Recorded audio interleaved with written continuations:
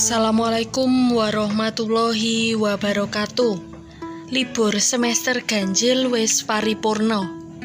Saiki awak dhewe bakal ngancik ing pembelajaran semester genap tahun pembelajaran 2020-2021. Dina iki para siswa kelas 11 bakal mbacotake sinau basa Jawa ana ing semester genap tahun pembelajaran 2020-2021. Pasinaon basa Jawa ana ing semester genap iki bakal dikancani karo aku, Bu Aprilia.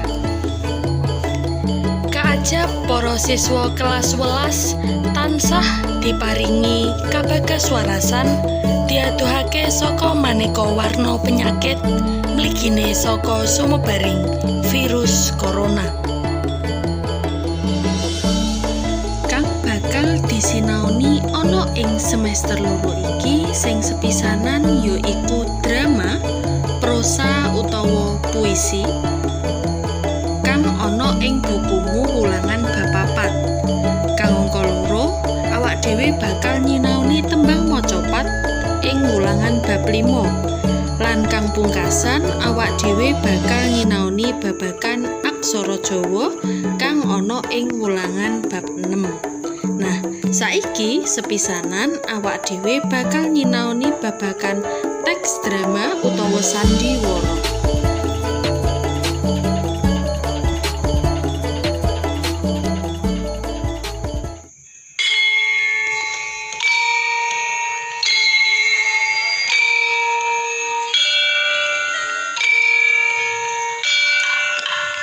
Ulangan papat drama utawa sandiwara.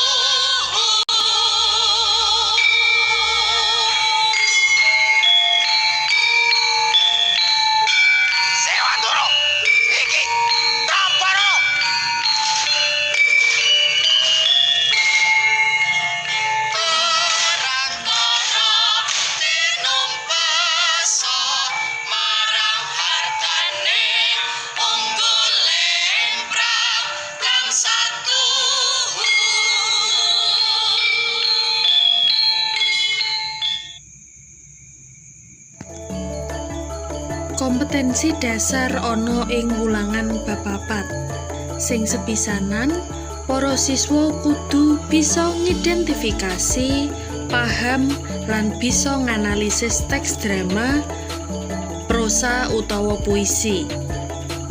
Kang angka loro, para siswa kudu bisa nginterpretasi, nanggepi lan meragakake teks drama, puisi, lan prosa. Nanging ing bab iki awak dhewe bakal fokus ana ing teks drama utawa teks sandiwara. Sing sepisanan awak dhewe bakal nyinaoni apa to drama kuwi? Apa kuwi drama? Drama utawa biasa disebut sandiwara yaiku salah sawijining olah seni peran kang dipentasake dening para paraga ing panggung lan duweni pesen utawa amanat kang bisa kanggo tepa tuladha ing urip bebrayan. Banjur saiki awak dhewe bakal nyinaoni jenising drama. Sing sepisanan jenis drama yaiku drama tradisional. Jenis-jenis drama tradisional tuladhane ana ketoprak, ludruk, jemblung lan wayang topeng. Kejaba ana drama tradisional mesti ana kang diarani drama modern. Tuladhane yaiku teater. Nah, ning kene tak paringi gambar contoh drama berbahasa Jawa kang diperagakake dening para siswa SMAN Loro Ungaran kanthi ira-iraan pasung.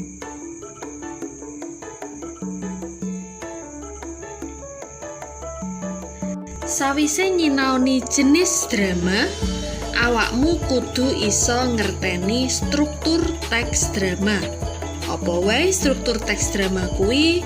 Sing sepisanan, sajroning teks drama mesti ana kang diarani jejer utawa orientasi. Jejer utawa orientasi yaiku perangan wiwitane cerita kanggo nepangake tokoh utawa paraga, suasana lan bibit kawit tumuju cerita sabanjure. Dadi ing orientasi kene awakmu bakal dikenalake karo kahanan kang ana sajroning teks drama. Kang angka 2, sajroning teks drama mesti ana pasulayan utawa komplikasi. Komplikasi utawa pasulayan yaiku dumadine perkara kang kudu diadepi dening para paraga. Nah, ning kene sawise dikenalke mulai ana konflik antaraning para paraga sajroning teks drama. Kang angka 3 utawa kang pungkasan mesti ana pangudare prakara utawa resolusi. Resolusi utawa pangudare prakara yaiku pungkasan karampungane pasulayan utawa dredah. Dadi ing pangudare prakara kene awakmu bakal disuguhake resolusi utawa solusi kanggo ngebarake masalah kang ana ing pasulayan. Teks drama utawa teks sandiwara uga ana unsure. Unsur teks drama yaiku apa wae? Nah, unsur teks drama ana unsur intrinsik lan unsur ekstrinsik. Kang kalebu unsur intrinsik yaiku tema, alur, paraga utawa tokoh, latar, antawacana utawa dialog, bahasa, konflik lan kang pungkasan yaiku amanat. Dene kang kalebu unsur ekstrinsik sing sepisanan yaiku latar belakang pengarang, nilai agama lan kapercayan, kondisi politik negara, psikologi pengarang lan sosial budaya. Nanging biasane mengko awakmu sing paling sering diutus nggoleki unsur intrinsik sajroning teks sandiwara. Nah, kajaba ana struktur lan unsur, mestine teks sandiwara uga ngandhut nilai moral lan relevansi drama ing jaman saiki. Apa wae nilai morale? Sing sepisanan ana nilai moral marang Gusti Kang Maha Kuwasa. Kang angka 2, sajroning teks drama uga ana nilai moral marang sapadaning manungsa. Kang angka 3, ana nilai moral marang diri pribadi. Lan kang pungkasan ana nilai moral marang lingkungan lan alam.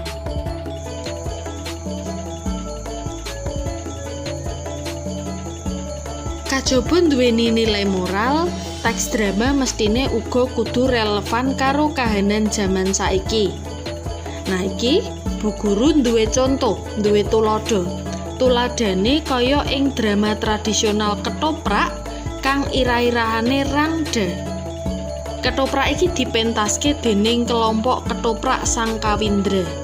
Sajroning Ketoprak kuwi nyritakake kahanan pageblug kang ana ing tanah Jawa. Nah, kahanan iki mestine trep karo kahanan kang kedadean ing jaman saiki, ana relevansine. Awit ing dina iki, ing taun iki, awak dhewe lagi nandang kesusahan awit ana sumebare virus corona utawa COVID-19 kang ana ing Nuswantara.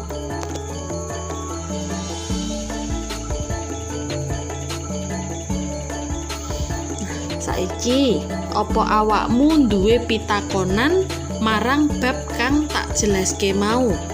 Menawa ana pitakonan, para siswa kepareng nyuwun pirsa ana sajroning grup WhatsApp utawa japri marang guru lumantar SMS, telepon, WhatsApp, Telegram, email utawa sarana komunikasi liyane. WhatsApp-e wis ana ning grup. Yen kurang cetha babagan materi dina iki mau, awakmu kena takon, monggo. Babagan penugasan dina iki bakal dak kirim luwih jangkep ana grup supaya cetha, nggih.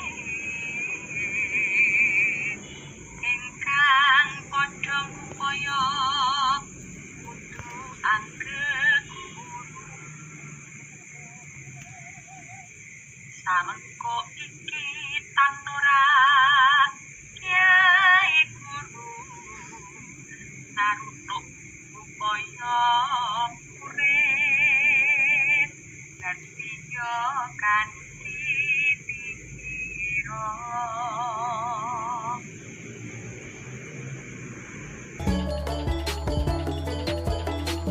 Pembelajaran dina iki cukup teka semene. Matur nuwun, sugeng pepanggihan ana ing pembelajaran sak banjure. Wassalamualaikum warahmatullahi wabarakatuh.